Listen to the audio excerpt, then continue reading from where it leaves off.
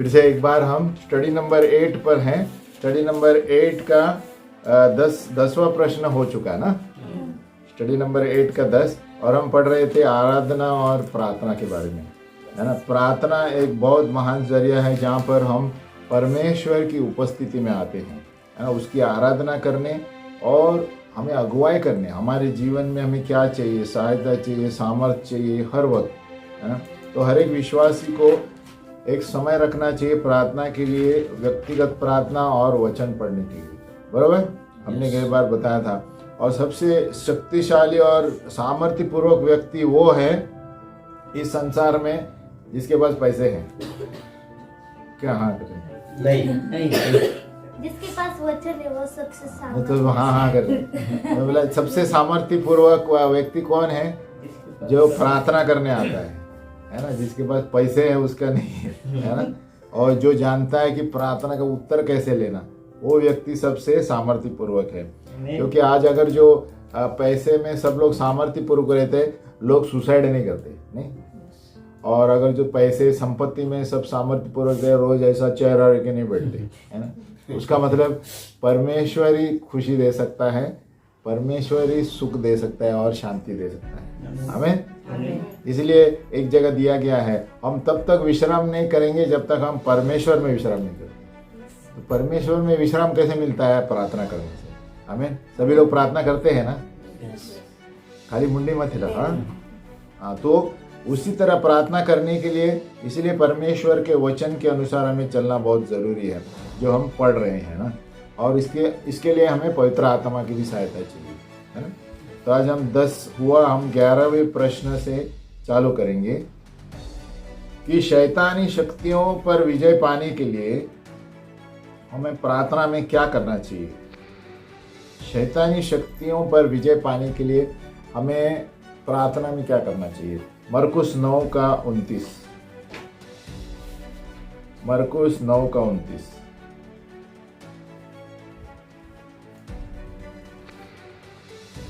मरकुस 9 का 29, प्रार्थना में शैतानी शक्तियों पर विजय पाने के लिए हमें क्या करना चाहिए। मरकुस 9 का 29। उसने उनसे कहा कि यह जाति बिना प्रार्थना किसी और उपाय से निकल नहीं सकती। आमीन। यानी ये कौन बोल रहा है? जब वो घर में आया तो उसके चेलों ने एकांत में उससे पूछा, हम उसे क्यों न निकाल सके दुष्ट आत्मा को। तो क्या कहता है? ये बिना प्रार्थना और एक जगह दिया है बिना प्रार्थना और उपवास, है ना। तो बोलते हैं उसने उनसे कहा कि यह जाति बिना प्रार्थना किसी और उपाय से निकल नहीं सकती। उसका मतलब प्रार्थना के बगैर दुष्टात्मा भी बाहर नहीं आ सकते, प्रार्थना के बगैर हमारी कोई ज़रूरत भी पूरा नहीं हो सकती। हमें तो प्रार्थना इतनी ज़रूरत है, हर एक चीज़ के लिए उठते बैठते प्रार्थना की ज़रूरत है। बाजू वाली बोलो उठते बैठते प्रार्थना करना।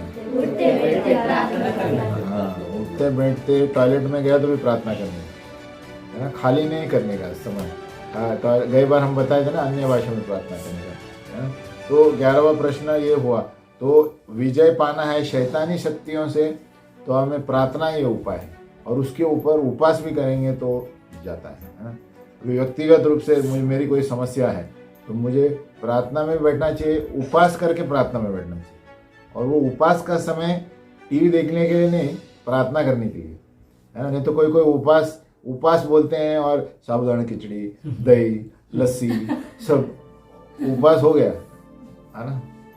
मुझे पता है दफ्तर में नहीं मुझे पता है दफ्तर में हम बैठते थे तो बोलते थे आज उपवास है। मतलब उपवास है तो ये क्या खा रहे हैं? ये उपवास का साबूदाना खिचड़ी, ये उपवास का दही है, उपवास का लस्सी है। तो वो उपवास कैसे हो गया समझ में नहीं आता है। नहीं किसी को चलता है जब गोली लेते हैं, अलग बात है। उपवास का मतलब क्या होता है? हमें अन्न को खाना ही नहीं, या तो ऐसे होना चाहिए जो चीज़ हमें अच्छी लगती है वो नहीं खाना है। उपवास होता है और वो समय हमें प्रार्थना में बिताना है, तभी हमारे जो कमजोर क्षेत्र है ना उस पर हम विजय पाएंगे। हमें तो बाजू वाले बोलो प्रार्थना और उपवास बहुत जरूरी है।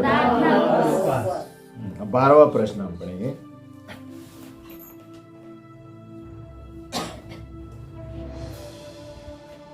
जो चीजें हमें प्रार्थना के प्रति चाहिए उसके लिए हमें क्या करना चाहिए।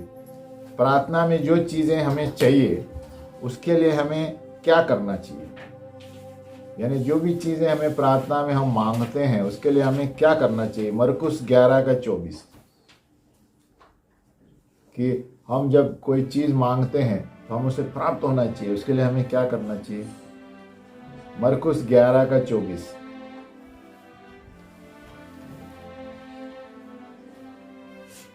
मरकुस 11:24। इसलिए मैं तुमसे कहता हूं कि जो कुछ तुम प्रार्थना करके मांगो तो प्रतीति करो कि तुम्हें मिल गया है और तुम्हारे लिए हो जाएगा। है?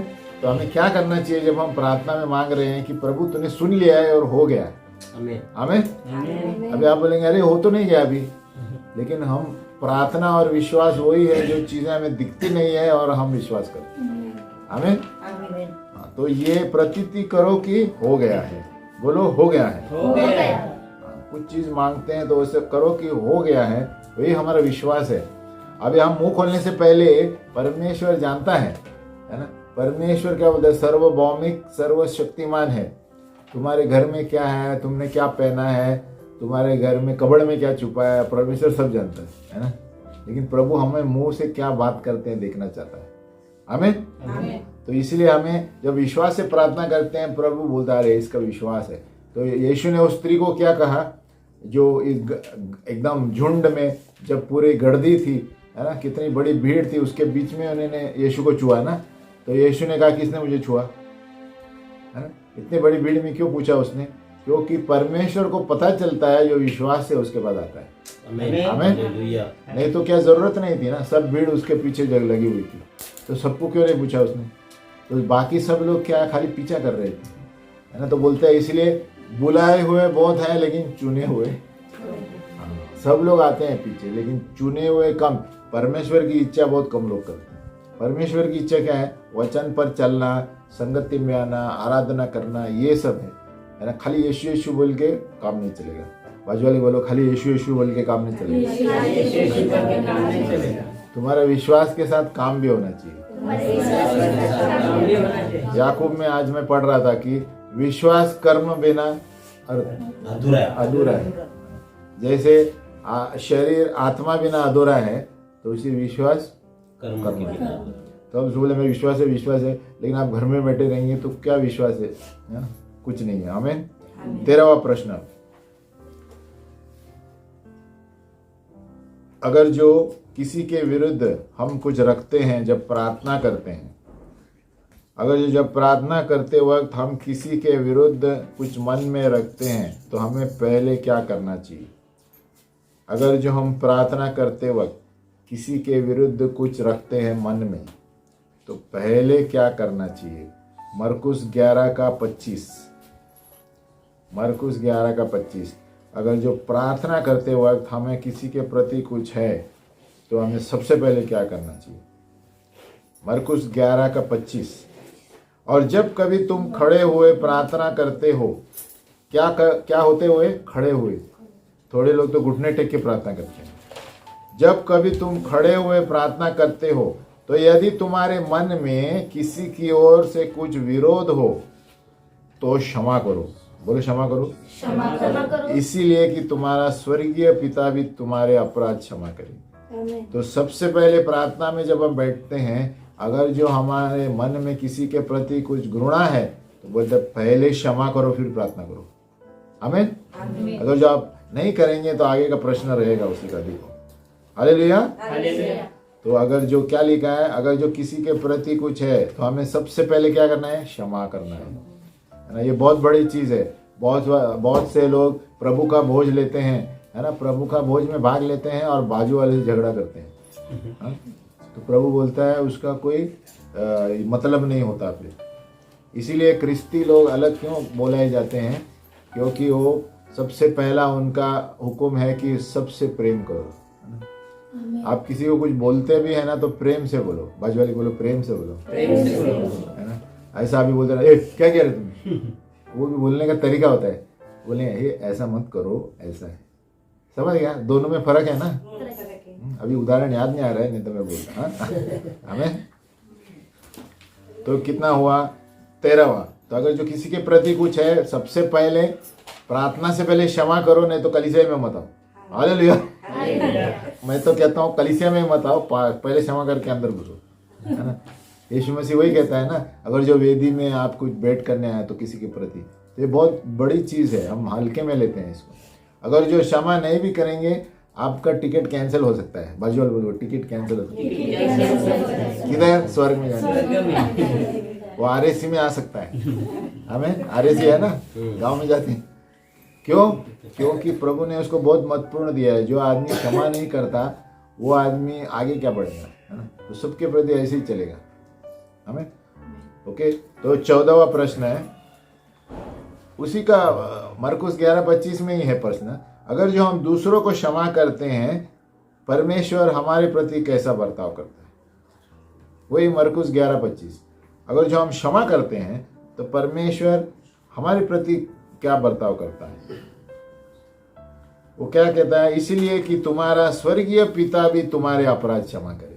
हमें क्या लिखा है? और जब कब तुम खड़े हुए प्रार्थना करते हो, तो यदि तुम्हारा मन में किसी के कुछ विरोध हो तो क्षमा करो, इसीलिए कि तुम क्षमा करोगे, तुम्हारा स्वर्गीय पिता भी तुम्हारे अपराध क्षमा करेगा।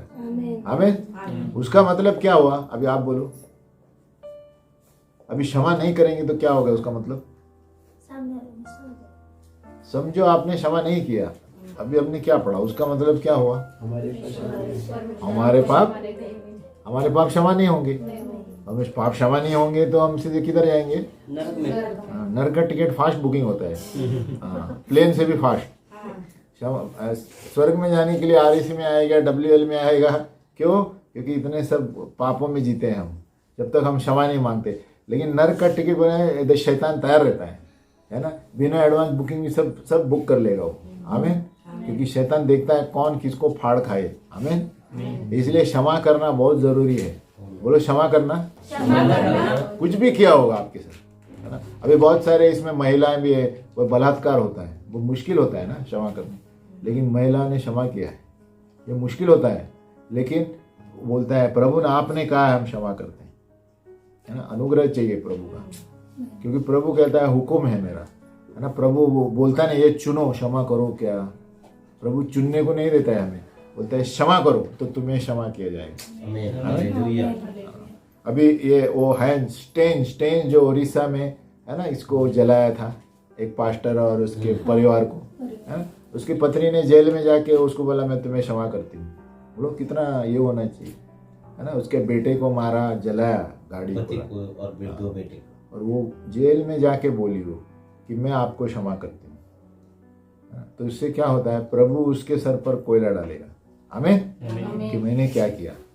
हमें तो क्षमा करना बहुत बड़ी चीज है। कोई भी होगा, आपके रिश्तेदार, सबसे बड़ी समस्या रिश्तेदार में रहती है। बाजू वाले दोस्त रहते हैं लेकिन रिश्तेदार में ही गड़बड़ रहती है।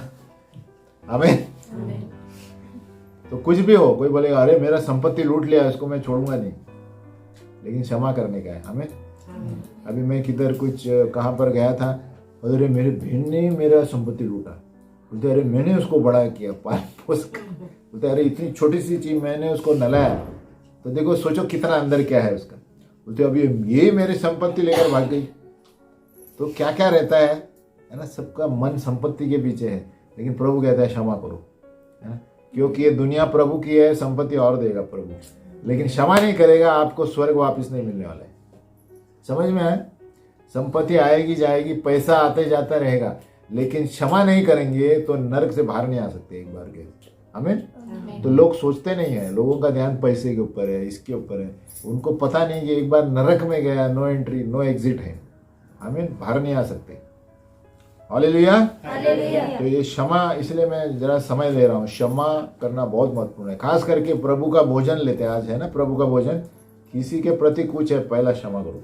प्रभु मुझे मुश्किल हो रहा है, लेकिन मैं आपका वचन बोल रहा है इसलिए मैं क्षमा करो, है ना। दिल से करो, है ना। ऐसे मत करो हाँ प्रभु मैंने क्षमा किया और घर में जाके उसको अगली बार आने दो, है ना। तो क्षमा दिल से करेंगे ना, वो व्यक्ति कभी भी वो टॉपिक नहीं निकलेगा वो व्यक्ति का वापस। उससे पता चलता है इसने क्षमा किया।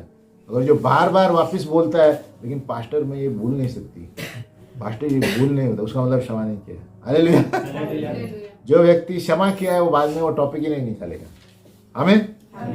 तो वो एक चिन्ह है कि क्षमा कर दिया। लेकिन ये है, मुश्किल होता है कभी, लेकिन परमेश्वर वही परीक्षा लेता है हमारा, है ना। कभी कभी अनुमति देता है जानबूझ के कि मैंने क्षमा किया तुम्हें, तो तू क्यों नहीं क्षमा कर सकता, है? तू क्यों नहीं कर। यीशु मसीह ने क्रूस पर से सारे संसार को क्षमा किया। एक्चुअली हम जब पाप में थे ना, तो हमें क्षमा नहीं करना चाहिए। अभी कोई अलग अलग साल में प्रभु के पास आए हैं, मैं 28 साल में आया, तो 28 साल तक प्रभु ने मुझे क्षमा किया नहीं, क्या नहीं, है ना। आप कोई 30 साल में आए होंगे, कोई 40 के बाद आया होगा प्रभु को, तभी पाप क्षमा किए। उससे पहले क्या था, हम पाप में जी रहे थे ना। तो प्रभु यीशु भी ऐसे सोचता कि अरे ये तो 28 साल तक मेरे को इसने, मैं क्यों छोड़ू इसको। लेकिन प्रभु यीशु ने हमें क्षमा किया, तो हमें कितना करना चाहिए, समझ में आया। तो कभी भी ये मत सोचो कि अरे वो मेरा बहुत बड़ा दोस्त था, वो मेरी बहन थी, उस पर जाओ मत, भावनाओं में कभी मत जाओ। बाजू वाले को बोलो भावनाओं में मत जाओ। भावनाओं में शैतान फंसाता है। हमें वचन के हुक्म पर चलना है। प्रभु आपने कहा क्षमा करो, मैंने क्षमा कर दी। हालेलुया। कभी भावनाओं में मत जाओ, लेकिन वो मैं कैसे भूल सकती हूँ, कैसे भूल सकता हूँ, वो शैतान याद दिलाता है हमें। जैसा वैसा आ गया तो समझो जो शैतान कार्य करे। आप निर्णय लो वचन के अनुसार, सही क्या है, आप वचन से चलो। प्रभु आपने कहा क्षमा किया, मैंने क्षमा किया। और क्षमा करने के बावजूद वो सामने वाला आपको कुछ चिढ़ा के जा रहा है, वो तुम्हारा प्रॉब्लम नहीं है, तुमने कर दिया। हालेलुया। कभी कभी ऐसा होता है हम क्षमा करते हैं लेकिन सामने वाला मुंह फिर के जाता है। हम बात करने की कोशिश करते हैं लेकिन आपने अपना काम किया। हालेलुया। बाजू वाले बोले आपने अपना काम किया, वो प्रभु ने देख लिया कि आपने क्षमा किया, उसने आपके प्रति कुछ रखा है, वो जाने और प्रभु जाने। आमीन। इसलिए एक जगह दिया गया है कि अगर जो कि किसी का आपके प्रति कुछ हो तो आप जाके मांगो। उल्टा प्रभु बात कर रहा है कि समझो राउत ब्रदर के मेरे विरुद्ध कुछ है और मुझे पता चला है, तो मैं उसके जाके माफी मांगना चाहिए। एक्चुअली वो मुझसे आके माफी मांगना चाहिए। आमीन। अगर जो मुझे पता चला कि वो उसको मेरे विरुद्ध कुछ है, हाँ, लेकिन वो मैं जाके पूछना चाहिए, अरे सॉरी मैंने कुछ गलती की, भले ही उसने कुछ गड़बड़ किया होगा, लेकिन मैं जाके माफी मांगू। आमीन। अभी राउत ब्रदर ने कुछ मेरे खिलाफ बोला है और वही प्रॉब्लम में है, लेकिन फिर भी मुझे जाके माफी मांगनी चाहिए, ऐसे यीशु कहता है। भले राउत ब्रदर की गलती है ना, और मुझे पता है और उसको लगता है, लेकिन मैं जाके माफी मांग रहा हूँ। प्रभु मैंने कुछ गलत किया ब्रदर, तो माफ करो। समझ में आया। तो ये उदाहरण है, तो मुझे ऐसे देख रहा है मजाक कर रहा हूँ। आमीन। तो क्षमा करना इतना बहुत महत्वपूर्ण है ना, याद रखना। आमीन। देखो कितने 4-5 प्रश्न उसी पर है। 16वां प्रश्न 15 हुआ ना, नहीं हुआ? अच्छा, तो हाँ ये भी है, अगर जो हम दूसरे को क्षमा नहीं करेंगे प्रार्थना के वक्त, परमेश्वर हमारे साथ कैसे बर्ताव करेगा? नहीं, वो 25 पे ही था। अगर जो हम क्षमा करेंगे परमेश्वर हमारे साथ हमें क्षमा करेगा, है ना। अगर जो हम क्षमा नहीं करेंगे, अभी मरकुस 11:26, और जिस हम प्रार्थना करते हैं और किसको क्षमा नहीं करेंगे तो 11:26 कहता है, और यदि तुम क्षमा न करो तो तुम्हारा पिता भी जो स्वर्ग में है, पिता किधर है? तुम्हारा अपराध क्षमा न करेगा। तो सोचो स्वर्ग में नो एंट्री है फिर। आमीन। अगर जो स्वर्ग में जो पिता है वो कहता है वो अपराध क्षमा न करेगा, तो ऊपर नहीं जा सकते हम। आमीन। तो ऊपर नहीं जाएंगे तो किधर जाएंगे? नीचे जाएंगे। आमीन। रास्ते दो ही है, ऊपर या नीचे, है ना। बीच में कोई रास्ता नहीं है। बहुत से लोग बोलते हैं बीच में है। कोई आदमी मर जाता है तो बोलते हैं उसके लिए प्रार्थना करो, नहीं कर सकते, है ना। मैं कई बार भी बताया, एक आदमी जब मरता है, इब्रानियों 9:27 कहता है आदमी का मरना एक बार, उसके बाद जांचना है, उसके बाद न्याय होने वाला है। बहुत से लोग मरने के बाद प्रभु उसके आत्मा को शांति मिले, कुछ नहीं मिलेगा। आमीन। जब धरती पर था सब नरक का काम किया, अभी क्या शांति मांगेगा? हालेलुया। जब धरती पर था तब व्यभिचार किया, ये किया, क्षमा नहीं मांगा, तो क्या बाद में क्षमा करेगा प्रभु? आमीन। तो जब हम धरती पर हैं, बोलो जब हम धरती पर हैं, जब हम धरती पर हैं, उसी वक्त सब कुछ करना है, उसी वक्त सब कुछ करना है, मरने के बाद नहीं। मरने के बाद नहीं। हाँ, मरने के बाद कोई आदमी स्तुति कर सकता है क्या? कब्र में जाके? हाँ, कर सकता है। उसी तरह मरने के बाद क्षमा भी नहीं कर सकता कोई, क्योंकि वो आदमी मर गया है। आत्मा, प्राण और शरीर ऊपर गया है उसका, प्राण और आत्मा। हमें तो हमें याद रखना है। Hallelujah, hallelujah. तो ये बहुत बड़ी बात है, क्षमा न करना, है ना। क्षमा न करने से वे एक ग्रुप आया था, शैतान की वाट। एक पर है आराधना का ग्रुप है ना। मतलब अच्छा नाम रखा है, शैतान की वाट, आराधना में वाट लगाते हैं वो लोग। हाँ, लेकिन यहाँ पर क्षमा नहीं करेगा तो विश्वासी का वाट। हालेलुया। अच्छा, मुझे याद आया, अचानक याद आया, है ना। ऐसे ही ग्रुप का नाम है, देखो यूट्यूब में रहेगा, शैतान की वाट। और ऐसे गाने भी चुनता है वो लोग, तो शैतान भड़क जाता है। हालेलुया। क्योंकि शैतान को कोई दर्जा नहीं देना चाहिए, उसको वाट ही लगाने का है। हालेलुया। क्योंकि शैतान हमारे पैरों के नीचे होना चाहिए। आमीन। तो अच्छा नाम रखा है। अभी कौन सा प्रश्न है? 16, है ना। अगर जो हम परमेश्वर की इच्छा के अनुसार प्रार्थना करते हैं, कौन सी 2 चीजों में हमें आत्मविश्वास रहना चाहिए? अगर जो परमेश्वर की इच्छा के अनुसार प्रार्थना करते हैं, तो कौन सी 2 चीजों में आत्मविश्वास रहना चाहिए? 1 यूहन्ना 5:14 और 15। अगर जो हम परमेश्वर की इच्छा अनुसार प्रार्थना करते हैं, हमें किन 2 चीजों पर आत्मविश्वास रहना चाहिए? 1 यूहन्ना 5:14-15, 2 चीजें। 1 यूहन्ना 5 पत्रिका में है, 14-15। 1 यूहन्ना 5, 1 John 5,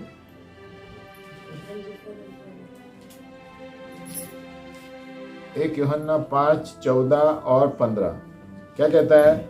और हमें उसके सामने जो हियाव होता है वह यह है कि यदि हम उसकी इच्छा के अनुसार कुछ मांगते हैं तो हमारी सुनता है।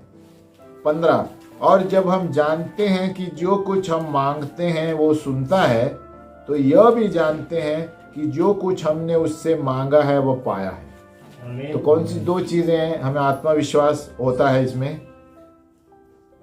चलो बोलो। और हमें उसके सामने जो हियाव होता है वह यह है कि यदि हम उसकी इच्छा के अनुसार मांगते हैं तो वो हमारी सुनता है। नंबर 1, वो हमारी सुनता है। नंबर 2, और जब हम जानते हैं कि वो हम मांगते हैं वो हमारी सुनता है, तो जो कुछ भी हम उससे मांगेंगे वो पाते हैं। हालेलुया। तो वो हमारी सुनता है और जो हम मांगते हैं वो पाते हैं। आत्मविश्वास है अगर जो हम प्रभु की इच्छा के अनुसार प्रार्थना करें। हालेलुया। हमारी सुनता है और जो हम मांगते हैं वो हम पाते हैं। आमीन।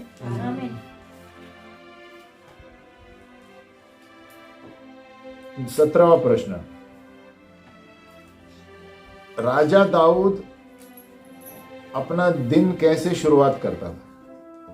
राजा दाऊद अपना दिन कैसे शुरुआत करता था? भजन संहिता 5:3। राजा दाऊद आप डेली पढ़ेंगे ना भजन संहिता, ऐसे ऐसे प्रार्थना के मुद्दे आपको मिलेंगे, किस तरह प्रार्थना करना है। हम जूम में सिखा रहे थे वही।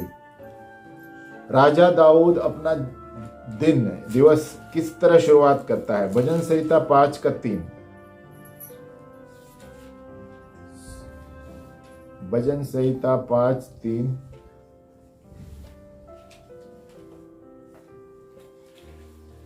कहता है, हे यहोवा, भोर को मेरी वाणी तुझे सुनाई देगी। भोर को यानी सुबह। मैं भोर को प्रार्थना करके तेरी बाट जोऊंगा। कभी प्रार्थना करके? रात को 12 बजे नहीं, रात को भी करना चाहिए। 12 से 2 भी करते हैं लोग, लेकिन क्या बोलता है? भोर को मेरी वाणी तुझे सुनाई देगी। भोर को प्रभु हमारी आवाज के लिए ठहरता है ना। 4 बजे, 5 बजे, 3 बजे, है ना। और लिखता है, मैं भोर को प्रार्थना करके तेरी बाट जोता हूँ। भोर को प्रार्थना करते, प्रभु तेरे लिए मैं उत्तर में ठहर रहा हूँ, उत्तर के लिए, है ना। इसके लिए प्रभु के सामने स्थिर बैठना बहुत जरूरी है। बाट जोना यानी स्थिर बैठना, प्रभु मैं प्रार्थना कर रहा हूँ, उसका उत्तर तो देगा।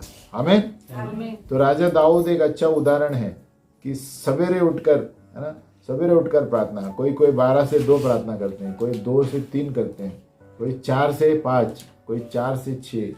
यीशु मसीह सवेरे उठकर प्रार्थना करता था, है ना, बोलता है एकदम भोर से 4 बजे, 3:30 बजे। 18वां प्रश्न,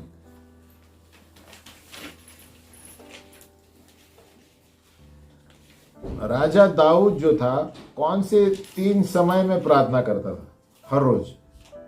राजा दाऊद हर रोज 3 समय प्रार्थना करता था। भजन संहिता 55 का 17। देखो ये भी एक प्रार्थना करने का तरीका है। देखो राजा दाऊद 3 समय प्रार्थना करता था हर रोज। भजन संहिता 55:17। ये भी प्रार्थना ये लेडीज के लिए अच्छा रहता है। 3 समय भजन संहिता 55 का 17। अब 3 समय भी प्रार्थना कर सकते हैं। 55 का 17 कहता है, देखो, सांझ को, भोर को, दोपहर को, तीनों पहर मैं दुआएं दूंगा और कराता रहूंगा और वो मेरा शब्द सुन लेगा। यानी प्रार्थना का देखो, राजा दाऊद 3 बार प्रार्थना करता था। आज आप देखते हैं ना, आप देखेंगे मुस्लिम लोग कितने बार प्रार्थना करते हैं? ज्यादा है। तो ये बाइबल से आया हुआ है। तो कितनी बड़ी बात है। सांझ को, भोर को, दोपहर को, तीनों पहर मैं दुआएं दूंगा और कराता रहूंगा और वो मेरा शब्द सुनेगा। तो उसका मतलब क्या हुआ? जितनी बार हम प्रार्थना करते हैं प्रभु हमारे प्रार्थना को सुनता है। हमें तो प्रार्थना में शक्ति है। बाजू वाले बोलो, प्रार्थना में शक्ति है। वो जिम जाने में शक्ति नहीं है। जिम जाने में शक्ति है, टेम्पररी है। हालेलुया। वो तात्पूर्वक है। उसका मतलब ये नहीं जिम नहीं जाना चाहिए, जाने का, क्योंकि जिम जाएंगे तो प्रभु की सेवा कर पाएंगे ना। तो जिम इसलिए जाओ कि प्रभु की सेवा करो। जिम इसलिए मत जाओ कि मेरा, अरे देखा मेरा बॉडी क्या है, ऐसा पता नहीं, वो घमंड होता है। आमीन। तो क्या कहते हैं, बोर शाम, ये यानी प्रार्थना एक एटम बॉम्ब है। बोलो एटम बॉम्ब। प्रार्थना को हल्के में मत लो। हम सोचते हैं मैं अकेला ये सारा देश को कैसे प्रार्थना कर सकता हूँ। आपके एक प्रार्थना से प्रभु स्वर्गदूत छोड़ेगा देश के ऊपर। हालेलुया। आपके पास वो विश्वास होना चाहिए। हमारे पास, हमें, मेरे लिए भी बोल रहा हूँ, कभी कभी हम सोचते हैं ना, अरे इतना सब प्रॉब्लम हो रहा है, मेरा प्रभु प्रार्थना सुनेगा क्या? आप वो मत फिक्र करो। वो महिला इतने भीड़ में अकेली चादर छुआ, उसको प्रभु ने चंगा किया। हालेलुया। बाकी लोगों को क्यों नहीं किया? आमीन। बोले आपका विश्वास आपको ऊपर लेकर जाएगा। आमीन। तो कभी भी दुनिया पर नजर मत डालो, अरे वो इतना अमीर आदमी है, मैं उसके सामने क्या हूँ। प्रभु आपका हृदय देखता है। आमीन। कभी भी ये मत सोचो, अरे उसके सामने मैं कैसे खड़े रहूंगी, कैसे खड़ा रहूंगा। आप प्रभु यीशु को लेके खड़े रहो। हालेलुया। वो आदमी क्या पहना है वो देख के खड़े मत रहो। आमीन। वो आदमी आपको देख के डर जाएगा। हालेलुया। आप प्रार्थना में बने रहेंगे ना, मैं बताता हूँ आपको, ये बड़े बड़े अमीर लोग भी आपको देख के डरेंगे, क्योंकि उनको पता चलता है आपके अंदर कौन सी आत्मा है। ये आप प्रार्थना में रहेंगे तो आपको पता चलेगा। आमीन। तो आप डरेंगे भी नहीं और वो आपके सामने आंख मिलाकर बात नहीं करेंगे। क्यों? क्योंकि वो प्रार्थना में नहीं है वो लोग। हालेलुया। आप देखो, कभी ऑब्जर्व करो, आप कभी प्रार्थना के लिए कोई बुलाएगा, आपके सामने आंख नहीं मिलाएंगे, क्योंकि आपके अंदर पवित्र आत्मा है। वचन पढ़ते हैं, जब हम वचन पढ़ते हैं, परमेश्वर का आत्मा हमारे चरित्र में मूसा की तरह है, तो वो लोग देख नहीं पाते, आंख पे आंख मिला के। हालेलुया। तो ये आत्मिक भेद है। बोलो ये सीक्रेट है, ये सीक्रेट है जो हम जान सकते हैं, लेकिन वो संसार वाला व्यक्ति नहीं जान पाएगा। आमीन। इसलिए कोरिन्थियों में पौलुस कहता है कि संसार वाला व्यक्ति को मूर्खता है, लेकिन परमेश्वर की मूर्खता हमारे लिए शाणापन है। हालेलुया। परमेश्वर की बुद्धि संसार को मूर्खता लगती है। आमीन। अभी कौन सा प्रश्न पढ़ते हैं हमें? हाँ, तो दाऊद कहता है 3 बार प्रार्थना कर रहे हो। अभी 18 पे है, 19 सॉरी।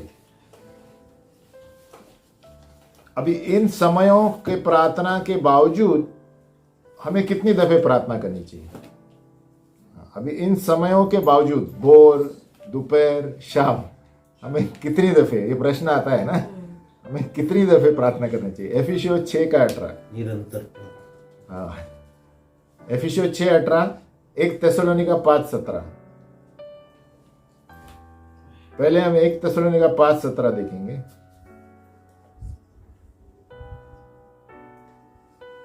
1 थिस्सलुनीका 5:17 कि हमें कितनी बार प्रार्थना करनी चाहिए, भले ही हम सुबह, दोपहर और शाम को करते हैं।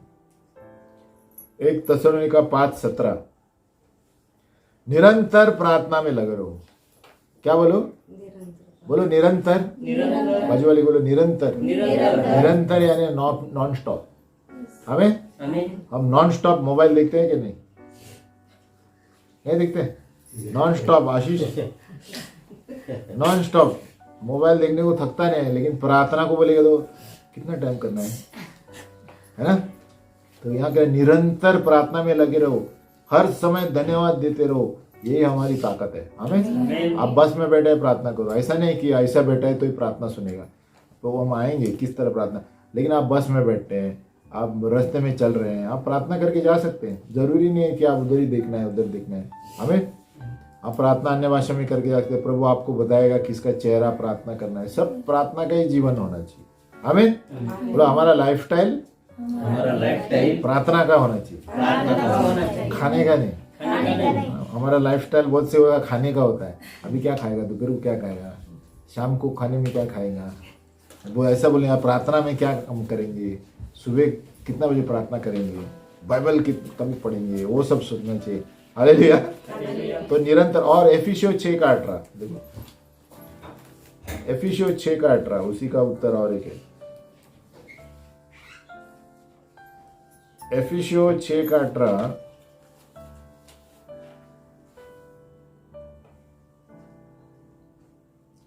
और हर समय और हर प्रकार से आत्मा में प्रार्थना। देखो आत्मा में प्रार्थना, अन्य भाषा मैं बोला था ना, गई बार हमने बताया था।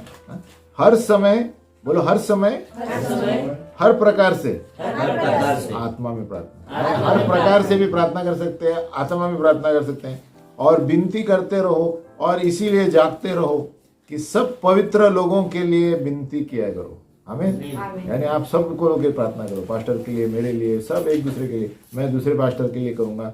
प्रार्थना जारी रहनी चाहिए। हमें है ना, मैं इसके लिए प्रार्थना करूंगा, यकराज के लिए, यकराज और किसी के लिए करेगा, तो प्रार्थना चालू है। हालेलुया। तो 24 घंटे सभी संसार में ऐसे करेंगे तो प्रार्थना चालू है, शैतान अंदर नहीं आ सकता है। हमें तो प्रार्थना का समय नहीं है, निरंतर। लेकिन व्यक्तिगत के लिए सवेरे उठ के प्रार्थना करें। हमें शुरुआत के लिए, नहीं तो आप रात को भी उठ के कर सकते हैं, 12 के बाद, 12 से 2 दिन में सो सकते हैं। लेकिन उसके लिए आप काम में जाते नहीं होंगे, तो हम सेवकाई में हैं तो हम कर सकते हैं, नहीं तो आप ऑफिस में सो जाएंगे ऐसे। हालेलुया। लेकिन ऑफिस में जाते हैं तो सवेरे, और ये मत बोलो टाइम नहीं है ना। ऑफिस में जाते तो सवेरे टाइम निकालना ही है। बोलो निकालना ही है। शाम को मत बोलो, क्योंकि शाम को आगे सो जाएगा ऐसा। हमें शाम को प्रार्थना करते करते नींद आती है। सवेरे ही टाइम है जो ऑफिस में जाते हैं, प्रार्थना करना चाहिए। प्रभु आपको अनुग्रह देगा और शक्ति देगा। हमें 4 बजे उठो, तो 5 बजे उठो। देखो परमेश्वर के लिए कुछ बलिदान करना ही है। बाजू वाले बोलो बलिदान करना है। अभी ऑफिस में जब जाते हैं, आपका टारगेट के लिए कुछ बलिदान करते हैं कि नहीं? उसके लिए बराबर रात को जगा रहते हैं सब लोग, तो प्रार्थना के लिए क्यों नहीं जगा रहते? हमें है कि नहीं?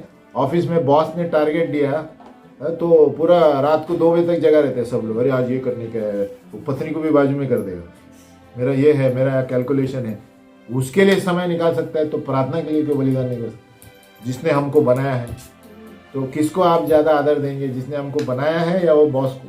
बनाने वाले को। हाँ, तो सबसे पहला बनाने वाले को समय दो, वो बॉस का इंसेंटिव बराबर हो जाएगा। हालेलुया। टारगेट तो मैं मजाक नहीं कर रहा हूँ। जब हम समय प्रभु को देंगे तो आपका जो ऑफिस का टारगेट ऐसे ही निकल जाएगा, आपको पता भी नहीं चलेगा, क्योंकि समय किसने बनाया है? परमेश्वर। तो आप पहले परमेश्वर बनाने वाले को आदर करते हो तो प्रभु आपका आदर करेगा। हालेलुया।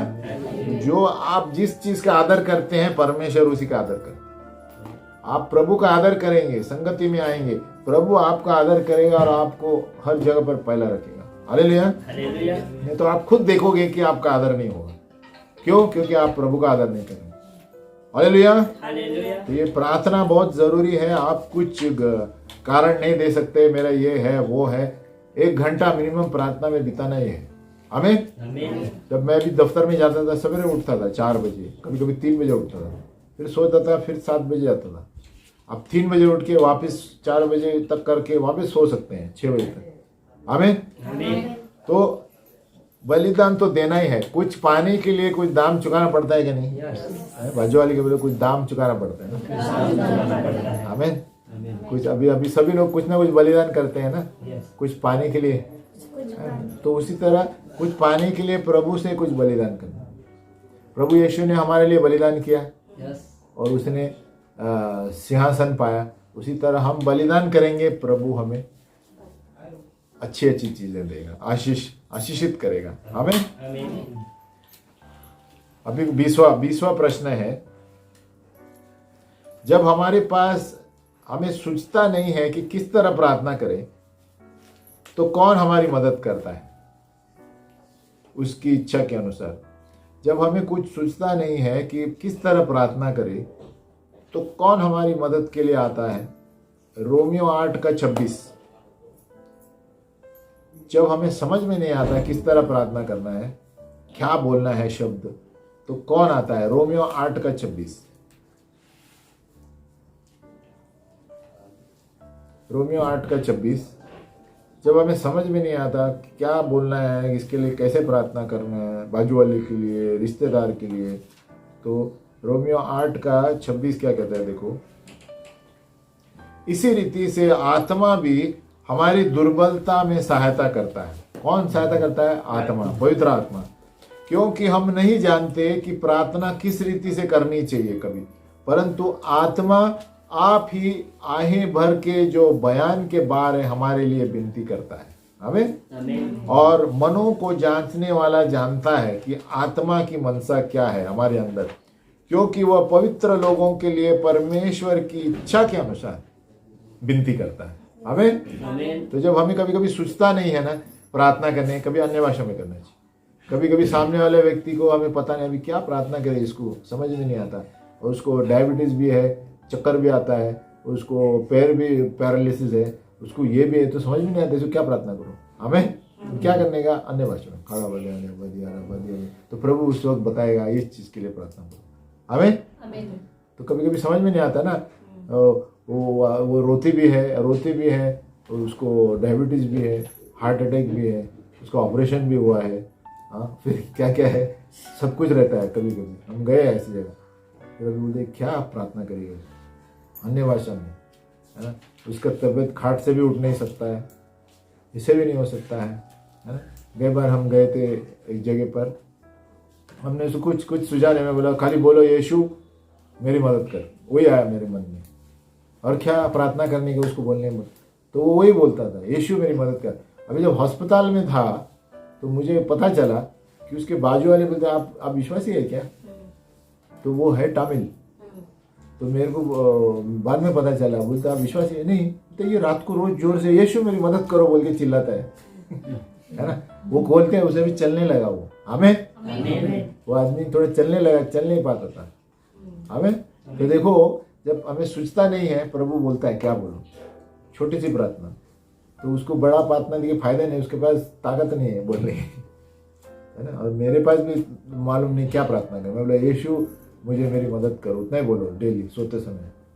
तो रात को रोज सोता था, बाजू वाला सुनता था अस्पताल में, तो बाजू वाला उसके औरत से बोलते आप विश्वासी है क्या, बोलते नहीं हम लोग तमिल है, बोलते ये तो यीशु मेरी मदद करो बोलता है डेली, है ना।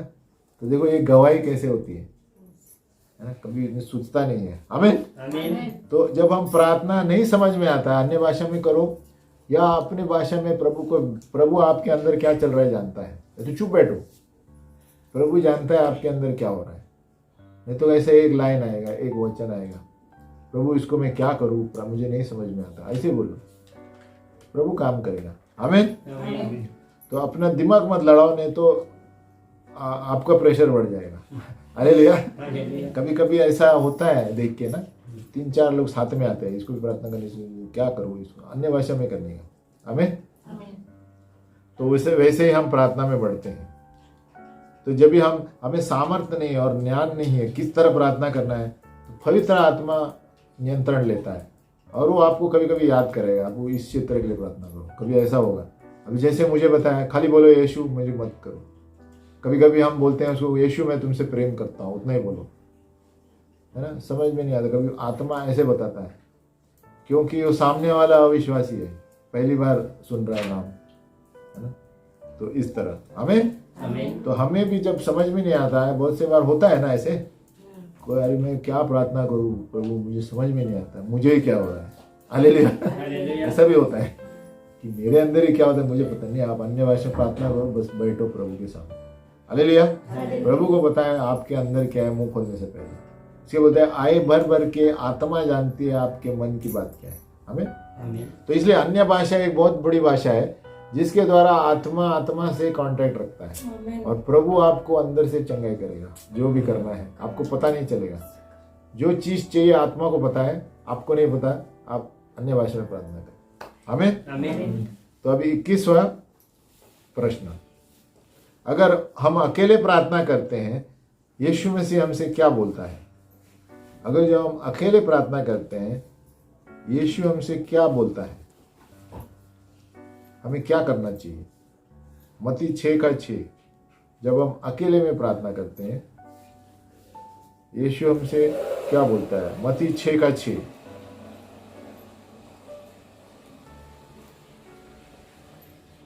परंतु जब तू प्रार्थना करे तो अपनी कोठरी में जा, किधर जा? और द्वार बंद करके अपने पिता से जो गुप्त में है प्रार्थना करो, हमें। और तब तेरा पिता जो गुप्त में देखता है तुझे फल देगा। यानी प्रभु क्या बोलता है, जब आप अकेले हैं तो सब बंद करके अकेला प्रार्थना, दुनिया को बताने के लिए मत करो, तेल डालो, ऐसा दाढ़ी बढ़ाओ, है ना। तो फरीसी लोग करते थे ना, ये दाढ़ी बढ़ाएगा और ये बहुत उपास किया है लगता है, ऐसा लोग बोलना चाहिए। हम लोगों के लिए प्रार्थना नहीं कर रहे हैं, हम हमारे लिए कर रहे हैं, हमें। बोलते हैं अपनी क्या करते हैं वो, ये भी बोलते हैं जब तू प्रार्थना करे कपटियों के समान ना हो कि लोगों को दिखाने के लिए, है ना। वो कहता है जो प्रार्थना करे तो अपनी कोठरी में जा और द्वार बंद करके अपने पिता में। अभी किसी किसी को कोठरी नहीं है, किसी किसी को समस्या है ना। कोई एक कोठरी में 5 जन रहता है, क्या करेगा? प्रभु बताएगा आपको आत्मा में, कभी खाली समय है उस समय प्रार्थना करना। कमरे में बंद करना मतलब ये नहीं कि कमरे में ही बंद करके प्रार्थना करना, उसका मतलब है अकेले में रहना चाहिए, हमें। काम पर भी अकेले में रहना चाहिए। अभी सारे संसार में सबके पास ऐसा एक एक कमरा तो है नहीं, है ना।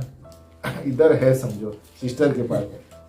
अभी एक स्त्री थी, एक बाहर गांव में मैं गवाही पढ़ी, एक स्त्री के 4-5 बच्चे थे। वो बोलती थी अभी मैं 5 बज गया है, मेरा घूंघट बंद कर रही हूँ, 6 बजे तक मुझे डिस्टर्ब नहीं करना चाहिए, हालेलुया। तो क्या करती थी, अपना घूंघट बंद करती थी, बच्चे लोग उसके पास नहीं आते, तो वो कमरा उसका हो गया, हमें। हालेलुया। यूपी बिहार में जाता नहीं, ये यूपी के लिए नहीं था, ये बाहर गाँव में है।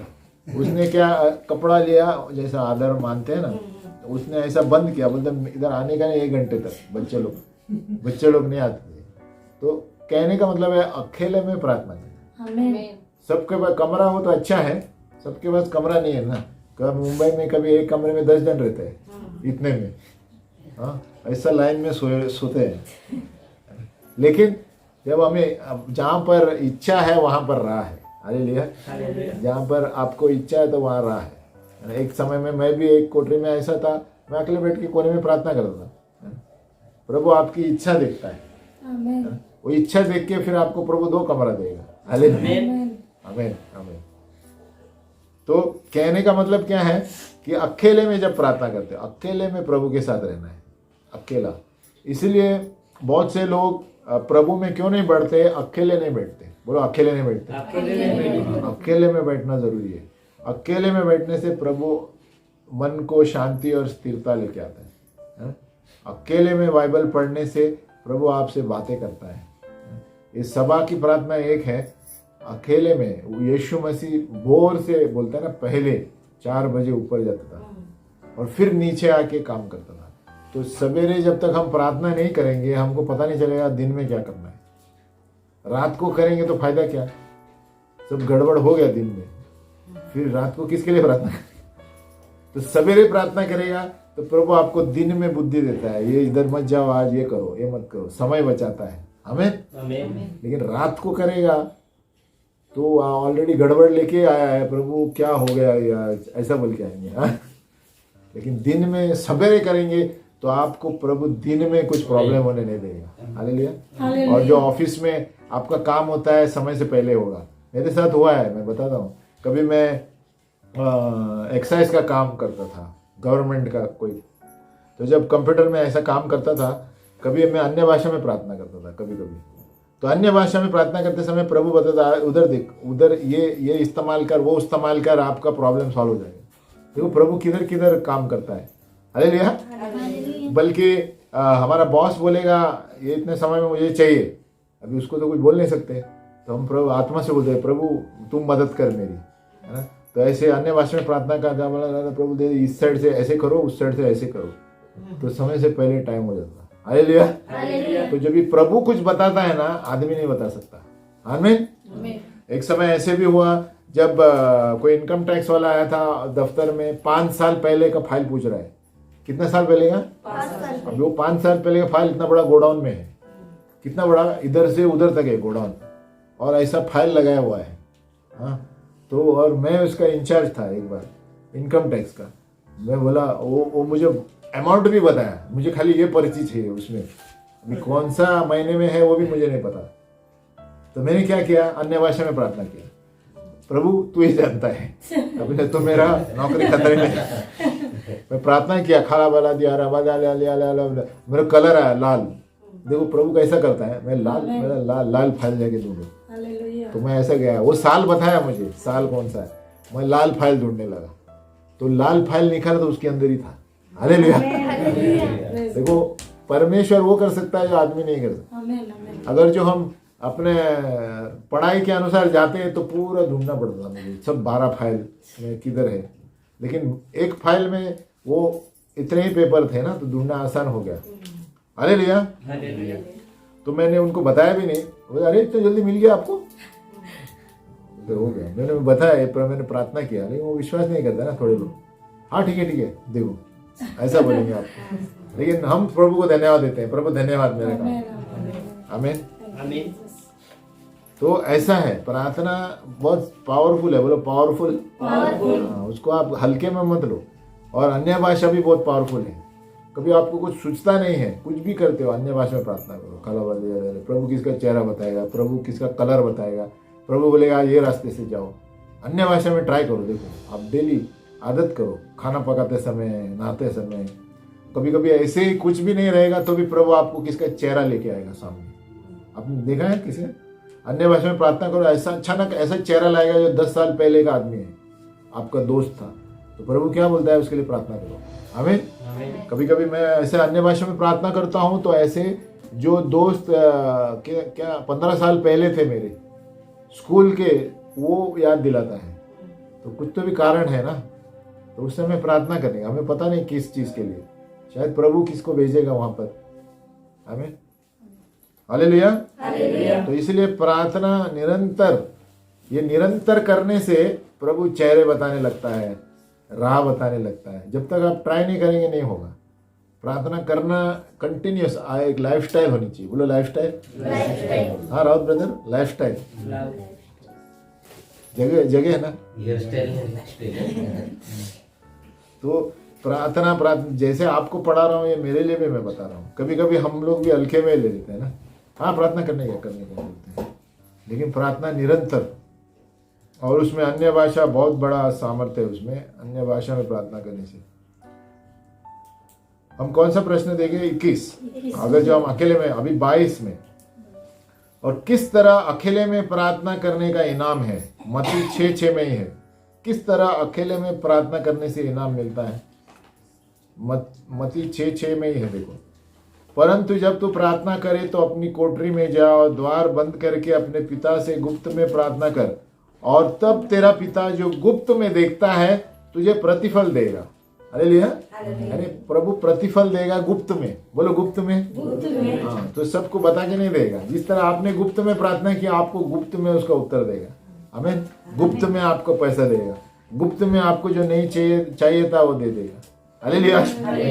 जो आपको किसी को डिंडोरा नहीं पीटना है, अरे मैंने ये मांगा था आज मिला, वो गवाही दे सकते हैं, लेकिन जब व्यक्तिगत बोलते हैं तो सब लोग नहीं रहते हैं ना। आमीन। जैसे मैंने क्या बताया था ना, लैपटॉप चाहिए था मुझे, तो जब गुप्त में दिया ना प्रभु ने, मैंने किसको बताया नहीं लैपटॉप मुझे चाहिए। हालेलुया। मैंने किसी को नहीं बताया ये भी चाहिए मुझे, आईपैड भी ऐसे ही मिला है मुझे। हालेलुया। तो आपको जो चाहिए वो मिलेगा, सिवाय कि वो आप प्रभु के राज्य के लिए मांग रहे हैं। नहीं तो आप बोलेंगे मुझे लैपटॉप चाहिए गेम खेलने के लिए। नहीं, प्रभु सोचेगा प्रभु 4 बार। इसलिए याकूब कहता है आप मांगते हैं गलत तरीके से मांगते हैं, आपकी इच्छाओं के लिए, इसीलिए आपको नहीं मिलता है। बाजू वाले बोलो इसलिए नहीं मिलता है। आप सही कारण के लिए मांगो। आमीन। तो अब प्रभु के राज्य के लिए कुछ भी मांगेंगे प्रभु दे देगा। आमीन।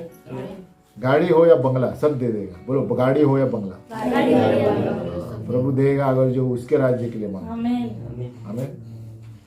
क्योंकि ये धरती किसकी है? हाँ, प्रभु जिसको चाहे उसके मन में डाल देगा, ये चल उसको देने का ये वो आप कोई ऐसे बहुत जगह हुआ है। कोई लोग आके बोलते हैं ये आपको ले लो फ्लैट, क्यों? नहीं मुझे पता नहीं, प्रभु ने आके सवेरे बताया। हालेलुया। तो जब प्रभु कुछ बोलता है उसको कुछ नहीं भी होगा तो भी देना पड़ेगा। आमीन। क्यों? वो परमेश्वर का स्वर्गदूत आके उसको बात करेगा, उसको ना भी नहीं बोल सकता है। आमीन। जैसे मैंने गई बार बताया ना, बंदूक, जो बंदूक लेके मारने आए थे तो वो लोग ने बंदूक नीचे रख दी, तो स्वर्गदूत ने उससे कहा तो हाथ लगा के देख इसको, तुम लोग खत्म करेगा। हालेलुया। तो ऐसे भी लोग प्रभु आता है, लोगों को धमकी देता है, जाओ उसको मदद कर। आमीन। अभी समय कम है नहीं तो बहुत सारे हैं ऐसे गवाही। और एक गवाही था कुरला में, एक व्यक्ति था, वो कहता है मुझे गवाही में बताने लगा, अरे बोलता है मैं एक दिन ऐसे ही बैठा था, मुझे प्रभु ने आके दर्शन देता था उसको, मुझे प्रभु ने आके बोला जाओ उसको 50,000 दो। मैं बोले क्या बोल रहा है, फेंक तो नहीं रहा है कुछ। वो बोलता है मराठी आदमी था वो, बोले माहित नहीं असं है प्रभूच आहे का। दूसरा बार आया वापस प्रभु स्वर्गदूत के रूप में, बोलते जाओ वो, और किसको दे, बोलते मालूम नहीं। तो बोलते कोणाला द्यायचंय, बोलते मैं पहला हाँ बोले, बाद में बोले किसको द्यायचं, बाद में बोले हाँ दे। बोलते जाओ तिकडे हॉटेलमध्ये ऐसा माणूस बैठा है जो अकेला बैठा है कोने में, देखो प्रभु बरोबर मालूम है किसको क्या चाहिए, है ना। और वो आदमी अद्भुत दिन से मिला नहीं मुझे, और वो बूढ़ा सा ही था आदमी। बोलते मेरे को मालूम नहीं कुछ गली कौन सा है, वो होटल का नाम भी बताया प्रभु ने, और मैं जाके बैठ गया उधर। बोलते तब तक नहीं आया था वो, लेकिन प्रभु ने बोला उधर बैठेगा। हालेलुया। तो ये आके बैठा है उधर ही, होटल वही है, किधर है कोई आया नहीं, वो आदमी आया और उधर ही जाके बैठ गया। हालेलुया। तो नियंत्रण कौन कर रहा है? परमेश्वर। हालेलुया। तो अभी ये प्रॉब्लम ये है कि वो मिल गया तो वो बोलते हैं अभी ये इसको डायरेक्ट जाके बोलेगा, ये बोलेगा अरे वाह 50,000 क्यों नहीं लेगा। हालेलुया। ऐसा कोई भी बोलेगा ना, तो बोलते इसको बोलूं क्या मैं जाके। तो प्रभु ने उसको ये भी बताया कि आपको पैसे की जरूरत है, प्रभु मेरे के एक दोस्त ने भेजा है, ऐसा बोलो। हालेलुया। तो जब उसको देखा और रोने लगा वो आदमी, है ना, तो उसको पता चला, ये पता ऐसी ऐसी चीजें हैं। आप प्रार्थना करते हैं ना, परमेश्वर जब कुछ बोलेगा वो आदमी करोड़पति भी होगा ना, उठ के जाके दे देगा। हालेलुया। भले उसको कंजूस मारवाड़ी होगा, जाके देना पड़ेगा। हालेलुया। इसलिए प्रभु कहता है सब अधर्मियों का पैसा धर्मियों के पास ऐसे ही आने वाला है शायद। आमीन। आप नहीं मानेंगे, ऐसा होता है। बहुत से लोग नहीं मानते हुए भी जाकर दे देंगे, बोलेंगे पता नहीं यार मेरे को देने की इच्छा नहीं है लेकिन मैं दे रहा हूँ, ऐसा भी बोलते हैं। हालेलुया। ये क्यों है? क्योंकि प्रभु बोलता है। आमीन। ऐसे मैंने गवाही देखी है, अरे मेरे को तो इतना पैसा देने का मूड नहीं है, लेकिन क्या करें, मेरी प्रभु देना ही पड़ रहा है।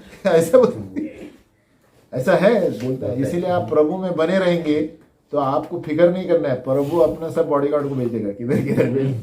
हालेलुया। मैं इसलिए बोल रहा हूँ प्रोत्साहित करने के लिए कि आप आदमी पे भरोसा मत रखो, है ना। आदमी को प्रभु एक ऐसा कट्टूस मारेगा, वो बोलेगा जाना ही है तुमको, जाओ उधर। आमीन। तो जाएगा। ऐसे बहुत सारे हैं ऐसे गवाही, मैंने यूट्यूब में भी देखे हैं जो आके बताते हैं। सुपर नेचुरल है ना, वो सिड रॉक का देखते हैं आप channel, it is super natural. आप देखिए कभी ऐसे ऐसे गवाही आते हैं वहां पर। आमीन। 5 मिनट है और एक गवाही देता हूँ मैं और एक व्यक्ति था। एक व्यक्ति जैसे ये होटल में गया, एक व्यक्ति ऐसे अमीर आदमी था, एक अमीर आदमी था, खुद का प्लेन था, एरोप्लेन। अभी इसको प्रभु ने बताया कि आपको ये 1 करोड़ लेके एक आदमी दूसरे देश में जाना है। हालेलुया। तो ये आदमी इसको पहचानता ही नहीं, बोलते उसको जरूरत है वो परमेश्वर का मंदिर बना रहा है। हालेलुया। तो ये सोचने लगा, अरे मेरा पैसा, मेरे प्रभु मेरे को हुक्म करते थे। हाँ, हालेलुया। लेकिन ये परमेश्वर का दास था, है ना। इसने क्या किया, फ्लाइट, और उसने ये भी बताया कि वो एयरपोर्ट में वहां पर खड़ा होगा, एयरपोर्ट में ये पहने हुए खड़ा होगा। तो ऐसे ऐसे गवाहियां हैं कि तो ये व्यक्ति ने फ्लाइट बुक किया, दिन भी बताया प्रभु ने उसको, और जाके वहाँ खड़ा रहा। वो एयरपोर्ट में वो आदमी आया, है ना, और नाम भी बताया प्रभु ने उसका, ये पहना है, नाम पूछो, पैकेट दे के आओ, कुछ पूछने का नहीं, आगे बोलते हैं उसको। अरे तो ऐसी ऐसी चीजें उसने ऐसे ब्रीफ केस लाया होगा, आपको भेजा है, और शायद प्रभु ने उससे भी बात किया होगा, मालूम नहीं, प्रश्न उत्तर कुछ नहीं, जैसे कि वो ब्लैक स्मगलिंग होता है ना, आने देना और उसने दिया और बाद में वो पहुंचने के बाद उसने फोन किया उसको, धन्यवाद, मेरे को प्रभु ने आके बताया था कि आप आने वाले हैं। अरे जैसे कॉर्नेलियस के पास हुआ। तो ऐसे बहुत सारी गवाहियां हैं हमें, तो बहुत सारी मुझे अब याद आ रहा है, जब प्रार्थना की इसीलिए मैं बोल रहा हूँ। तो ये मैं भी प्रोत्साहित होता हूँ इसमें, आप भी हो रहे हैं। हमें कि हम सब लोगों को प्रोत्साहित होने की जरूरत है ना, कहीं ना कहीं। कभी कभी हम निराश होते हैं, क्यों, परमेश्वर जो है धरती का राजा है, ये याद रखना है। कोई भी कितना भी अमीर होने दो, उन पर ध्यान मत रखो, आप परमेश्वर के वचन पर और उस पर विश्वास करो। हालेलुया। आपको अपने जरूरत के समय प्रभु ला कर देगा। इसलिए वो कहते हैं जो परमेश्वर का भय मानते हैं उसको कोई घटी नहीं होती। उसका मतलब अभी आप ये उपेक्षा मत करो, 1 करोड़ कौन लेके आएगा, ऐसा नहीं, अपना समय में प्रभु तो बोलेगा पास्टर ने बताया, प्रभु आपका लेवल के अनुसार आपको देगा। हमें आपको वो दर्जे पे पहुंचना है तो बलिदान करना पड़ेगा। हालेलुया। उतना समय प्रार्थना में बैठना, प्रभु देगा। हमें सब लोगों को देता है प्रभु, है ना। ऐसे बहुत सारी गवाहियां हमें। तो अब कौन से प्रश्न हम बंद करेंगे यहाँ पर? नहीं, अच्छा 15 मिनट। तो प्रश्न नंबर 23, अगर जो यीशु मसीह के नाम में हम दूसरे विश्वासियों को मिलते हैं, यीशु मसीह ने क्या वायदा हमें किया है?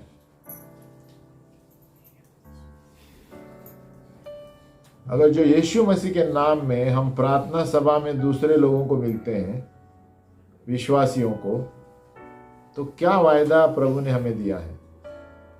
हम यीशु मसीह के नाम में अगर जो दूसरे सभाओं में विश्वासियों से मिलते हैं, क्या वायदा प्रभु यीशु ने हमारे लिए दिया है? मत्ती 18:20।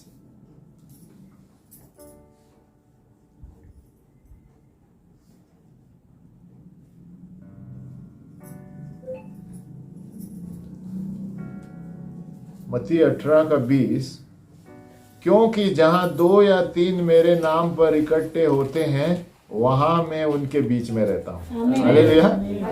कितना सरल वाक्य है ना। क्या जहां हम दूसरे विश्वासियों के साथ रहते हैं, प्रभु ने क्या वायदा किया है, मैं वहां पर हूँ। हालेलुया। यानी 2 या 3, मैं, किरण और ये रहेगा, बहुत हो गया। हमें कलीसिया है वो। 2 या 3, मैं और संजीव भी रहेगा तो कलीसिया हो गया। हमें कभी ये मत सोचो अरे आज कोई नहीं आ रहा, प्रार्थना करो 2 जन। हालेलुया। वहां पर यीशु मसीह है। आमीन। कोई नहीं रहेगा तो भी यीशु मसीह है। बोलते हैं 1 2 और यीशु मसीह काफी है ना। बोलते हैं पति पत्नी और यीशु मसीह बहुत हो गया। हालेलुया। तो इसीलिए पति और पत्नियों, ऐसे ही पतियों को ढूंढो जो यीशु के पास है। हालेलुया। क्योंकि यीशु तीसरा होता है उधर। आमीन। तो ये 3 कोई तोड़ नहीं सकता। इसलिए पति लोग यीशु मसीह की पत्नियों को ढूंढो, और पत्नियों यीशु मसीह वाले विश्वासी को ढूंढो। हालेलुया। तभी आपको यीशु मसीह सामने खड़ा रहेगा। आमीन। और खास करके जवानों के लिए मैं बोलता हूँ ना, बहुत सारे ऐसे जो अपने खुद के बल पर चलते हैं। हमारे यहाँ भी एक था, एक जोड़ी थी।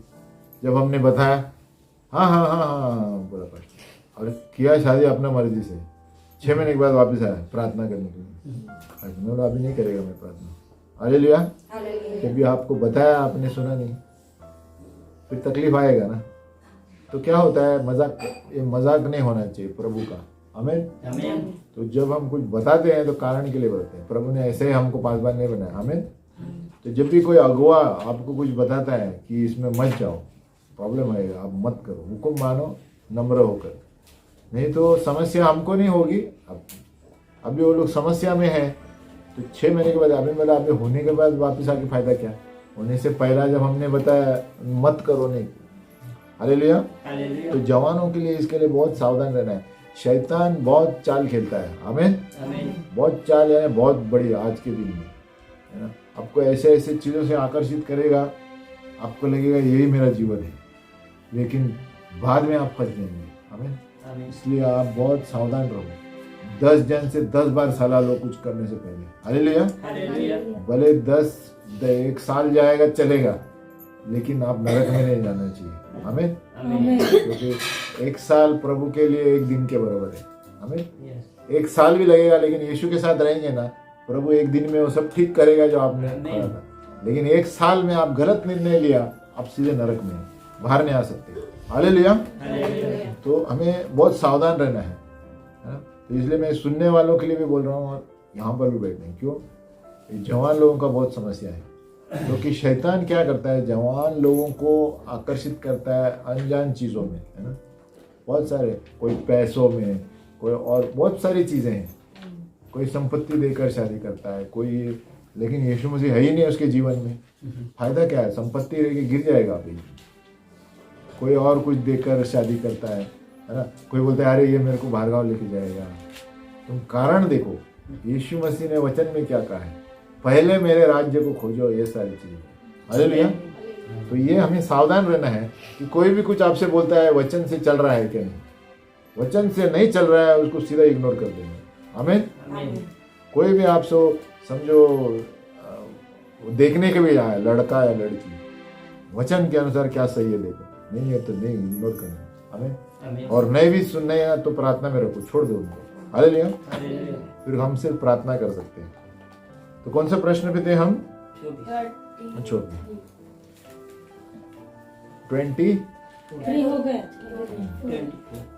24। हमारा बर्ताव कैसे होना चाहिए दूसरे विश्वासियों के प्रति प्रार्थना करते वक्त? हमारा बर्ताव कैसे होना चाहिए दूसरे विश्वासियों के साथ प्रार्थना करते वक्त? मत्ती 18:19। हमारा बर्ताव दूसरे विश्वासियों के प्रति कैसा होना चाहिए प्रार्थना करते वक्त? मत्ती 18:19।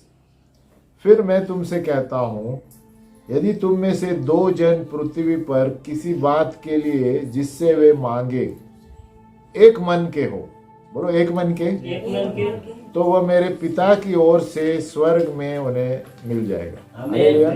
तो क्या मांग रहा है प्रभु? एक मन होना चाहिए। जब कोई प्रार्थना करता है, दोनों का मन एक सहमित होना चाहिए।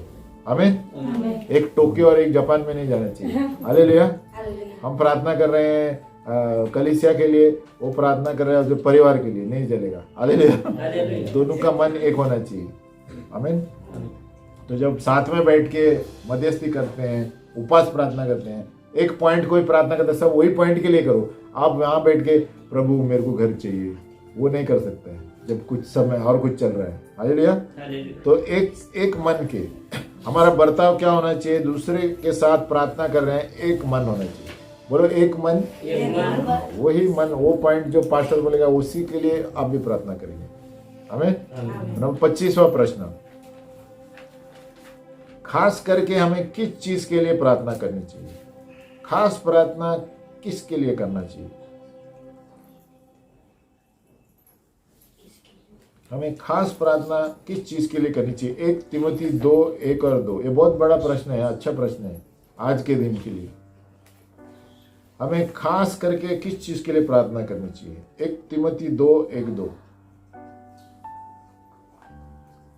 और ये हर रोज करना चाहिए। 1 तिमोथी का 2, 1 और 2। और ये हर रोज के लिए, यहाँ की अभी संसार के लिए भी है और देश के लिए भी है। 1 तिमोथी 2, 1 और 2। अब मैं सबसे पहले यह उपदेश देता हूं कि विनती और प्रार्थना और निवेदन और धन्यवाद सब मनुष्य के लिए किए जाए। किसके लिए? सब, बोलो सब। अभी देखो कौन सा है सब। राजाओं और सब ऊंचे पद वालों के लिए। किसके लिए? राजाओं यानी हमारे प्रधानमंत्री, मंत्री, ऊंचे पद वालों के लिए, इसलिए कि हम विश्राम और चैन से जीवन बिताए। हमें और भक्ति और गंभीरता से जीवन बिताए। तो क्या करना चाहिए? बहुत खास प्रार्थना हर रोज सब मनुष्य के लिए, मंत्रियों के लिए, ऊंचे पद वाले बिजनेसमैन के लिए। जैसे हमने अभी प्रार्थना किया ना पैसे, तभी प्रभु अधर्म का पैसा उधर लेके आएगा। हालेलुया। तभी हम प्रार्थना करेंगे तो प्रभु उनके मन में डालेगा, अभी ये पैसा आप क्या कर रहे हैं, इधर रख के इधर दो। हालेलुया। तो ये डेली हमारा प्रार्थना होना चाहिए। व्यक्तिगत में भी कर सकते हैं और चर्च में भी प्रार्थना होता है तो एक बार गवर्नमेंट के लिए करना चाहिए। सरकार, प्रभु इसके लिए, मोदी के लिए, तो सबके लिए। ये क्या लिया है? सब मनुष्य के लिए, राजाओं के लिए, ऊंचे पद वालों के लिए, इसलिए कि हम विश्राम से जिए। अभी हम विश्राम से जी रहे हैं। यस किधर? नहीं, देश में क्या हो रहा है? हालेलुया। विश्राम से यहाँ जी रहे हैं, लेकिन देश में नहीं जी रहे सब लोग। अब देखते हैं क्या क्या चल रहा है। दाम बढ़ रहे हैं, ये हो रहा है, वो रहा है। तो इसके लिए हमें प्रार्थना करनी चाहिए। हमें किसी के विरुद्ध नहीं, लेकिन सरकार के लिए, प्रभु तेरी इच्छा पूरी हो इस सरकार में और धार्मिकता का देश आए। क्योंकि वचन क्या कहता है? धार्मिकता से देश की उन्नति होती है। बोलो धार्मिकता। उसका मतलब जहाँ धार्मिकता नहीं है वहाँ देश की उन्नति नहीं होती। हम देख रहे हैं ना, जहाँ धार्मिकता नहीं है देश की उन्नति नहीं होती। इसलिए प्रॉब्लम चल रहे हैं जहां पर भी, यहाँ ही नहीं, संसार में कहीं पर भी। हालेलुया। तो हमें सबसे पहले खास प्रार्थना हर वक्त हमारे व्यक्तिगत भी होना चाहिए और ग्रुप में भी, झुंड में भी। जब हम मध्यस्थी कर रहे हैं, एक पॉइंट रहना चाहिए सरकार के लिए हर वक्त, जो भी याद आ रहा है, नाम से तो नाम से। कोई राष्ट्र में, गुजरात में हो रहा है क्या, आंध्र प्रदेश में हो रहा है, सबका उधर सब मनुष्य के लिए। और अगर जो कोई नासिक का है तो उसके लिए भी करना चाहिए हमें। 26 प्रश्न पौलुस कहता है कि किस स्थिति में शरीर में प्रार्थना करना चाहिए। अपना शरीर का पोज क्या होना चाहिए? हालेलुया। कोई बोलते हैं ना, मैं घुटने टेकर प्रार्थना करता हूँ, तो हाथ ऊपर करके प्रार्थना करता है। या पौलुस क्या कहता है, किस तरह हमारा शरीर होना चाहिए प्रार्थना करने में? 1 तिमोथी 2 का 8। किस तरह हमारा शरीर होना चाहिए प्रार्थना करते हुए? घुटने टेकना, खड़े रहना, सोना या पैर ऊपर करना? 1 तिमोथी 2 का 8। सो मैं चाहता हूं कि हर जगह पुरुष बिना क्रोध और विवाद के पवित्र हाथों को उठाकर प्रार्थना किया करे। हालेलुया। किस तरह प्रार्थना किया करे? पवित्र हाथों को। तो ये सामान्य है, हाथों को उठाकर, तो एक नम्रता की निशानी है। हालेलुया। आप घुटने में टेक कर सकते हैं, लेकिन पौलुस यहाँ कहता है, ये चाहता हूं कि हर जगह पुरुष बिना क्रोध के और विवाद करके पवित्र हाथों को उठाकर प्रार्थना किया करें। हालेलुया। तो ये व्यक्तिगत भी आप करते हैं तो कर सकते हैं। धन्यवाद पिता परमेश्वर, स्तुति करते हैं। हालेलुया। हमें घूम के भी हाथ ऊपर करके कर सकते हैं।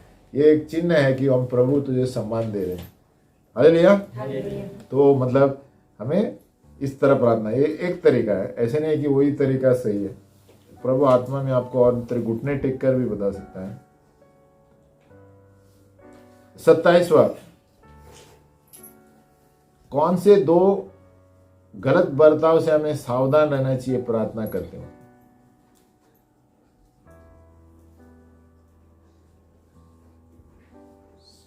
1 तिमोथी 2 का 8। अरे इसमें भी वही है। हाँ, वही है। सो मैं चाहता हूं कि हर जगह पुरुष बिना क्रोध और विवाद के, बराबर, बिना क्रोध और विवाद के हाथों को ऊपर प्रार्थना करें। यानी कौन से मानसिक चीज में सावधान रहना चाहिए? बिना गुस्से के और बिना वाद विवाद के प्रार्थना होना चाहिए। हालेलुया, है ना। उसका मतलब हम ऐसा नहीं कर सकते, अरे प्रभु इसका उसके ऊपर 4 बम मारे दे प्रभु, धन्यवाद देते हैं प्रभु। हालेलुया, है ना।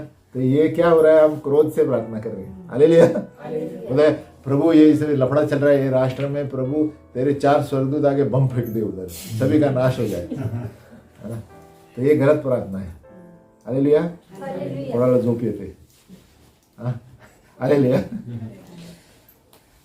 समझ गए ना। तो बोलते बिना क्रोध के और बिना वाद विवाद आर्ग्यूमेंट हमें प्रार्थना करना है, प्रभु एक धार्मिकता से तेरा देश आ जाए। हम किसके विरोध में प्रार्थना नहीं करना चाहिए। क्यों? प्रभु की इच्छा के बिना कोई भी सरकार नहीं रहता। हालेलुया, अगर जो प्रभु की इच्छा नहीं होती है सरकार ही नहीं रहता। प्रभु की इच्छा है तो है ना। आमीन। कौन कंट्रोल में है? पिता परमेश्वर। तो हमें प्रार्थना करनी चाहिए, प्रभु ऐसी ऐसी स्थिति है, प्रभु तू सही कर। प्रभु हमें वही करना चाहिए। प्रभु ऐसी ऐसी स्थिति है, हमें धार्मिकता लेकर आ देश में। कौन सही है कौन गलत है हमको नहीं पता। हमें क्यों? क्योंकि क्रिस्ती लोग भी सो गए हैं। हालेलुया, क्योंकि बहुत सारी कलीसिया भी सो गए हैं, प्रार्थना नहीं करते, इसलिए प्रभु अनुमति देता है ना। हम दूसरे पे दोष नहीं लगाना चाहिए।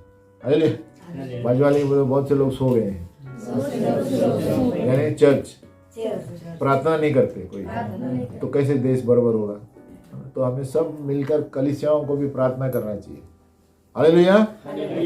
तो आप देखेंगे पुराने नियम में इजराइल देश में प्रभु शत्रु क्यों छोड़ता था? क्योंकि वो लोग प्रभु का बात नहीं मानते थे। हमें तो किसी को देखकर ऐसे लगेगा, अरे शत्रु क्यों छोड़ रहा है, प्रभु हमारे साथ है, तो क्योंकि तुम आज्ञा नहीं मान रहे हैं। हमें तो उसी तरह प्रभु अनुमति कोई चीज़ों को देता है, क्योंकि सब अपने लोग सो गए हैं, विश्वास नहीं, प्रार्थना नहीं करते, कोई सब अपने अपने दुम में है। हमें कोई मोबाइल खरीदने के दुम में है, कोई संपत्ति खरीदने के दुम में है, और परमेश्वर को प्रार्थना करने को किसी बार टाइम। हालेलुया। कोई कैलकुलेटर बैठ के खाट पे बेडरूम में बैठे रहते हैं रात को। हमें पत्नी को भी नहीं देखता है, पति को भी नहीं देखते हैं, मेरा बिजनेस। हालेलुया, आज इतना करोड़ लेके आने का है ना, और उतना करोड़ दूसरे के पास जाएगा। हमें इसलिए प्रभु का एक वचन कहता है, जो दुष्ट का पैसा उस व्यक्ति के पास जाएगा जो गरीबों की मदद करता है। हालेलुया, ऐसा है नीति वचन में। तो उनको लगता है बहुत कमा रहे हैं, प्रभु कहता है वो सारा पैसा उस व्यक्ति के पास जाएगा जिन्होंने कुछ कमाया नहीं है। हालेलुया, जो प्रभु की सेवा करता है। आमीन। तो कितना बड़ा बात है, देखो है ना। कोई लोग कष्ट कर रहे हैं, सब लोग खर्च कर रहे हैं, और ऐसे ही पैसा जाएगा किसके पास? जो प्रभु की सेवा करता है। आमीन। ये हो रहा है और होने वाला भी है आगे। देखो अंतिम प्रश्न है एक, ये स्टडी नंबर 8 का। हमारी प्रार्थनाओं के उत्तर का परिणाम क्या है? हमारी सारी प्रार्थनाओं जब उत्तर मिलता है, उसका एंड रिजल्ट क्या है, परिणाम? यूहन्ना 16:24।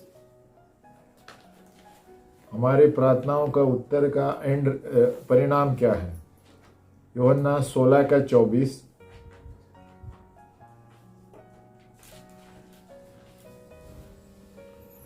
अब तक तुमने मेरे नाम से कुछ नहीं मांगा, मांगो तो पाओगे, ताकि तुम्हारा आनंद पूरा हो जाए। हालेलुया। तो क्या होता है? मांगो तो तुम पाओगे। तो जो भी उत्तर प्रार्थना का है, जब हम मांगते हैं तो हम पाएंगे, है ना। यीशु के नाम में जब मांगेंगे। किसके नाम में? यीशु के नाम में। हाँ, तो ये लास्ट प्रश्न था इसका। व्हाट इज द, इसका उत्तर क्या है कि यीशु के नाम में जब मांगते हैं हम पाएंगे।